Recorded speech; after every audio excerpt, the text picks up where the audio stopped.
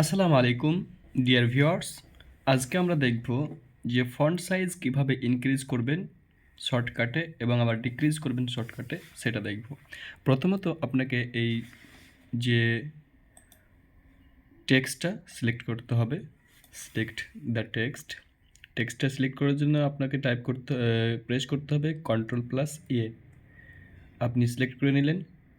দেন আপনাকে টাইপ করতে হবে, যদি ইনক্রিজ করেন তাহলে Ctrl+Shift+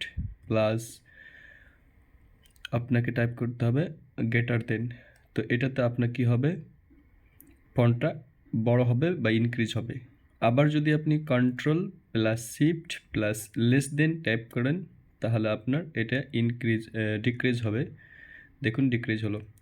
এছাড়া আরেকটি নিয়ম আছে, আপনি যদি Ctrl+curly brackets টাইপ করেন প্রেস করেন, যেটা ক্লোজ স্টাইল কার্লি ব্র্যাকেটস, সেটাতে আপনার ইনক্রিজ হবে। আর যদি আপনাকে এটা ডিক্রিজ করতে হয় তাহলে আপনাকে Ctrl+curly brackets স্টার্ট কার্লি ব্র্যাকেটসটা টাইপ করতে হবে। তা দেখুন আমি টাইপ করছি, ওকে, এটা ডিক্রিজ হয়ে গেল। এভাবে আপনি ফন্ট সাইজগুলো ছোট বড় করতে পারেন। ধন্যবাদ।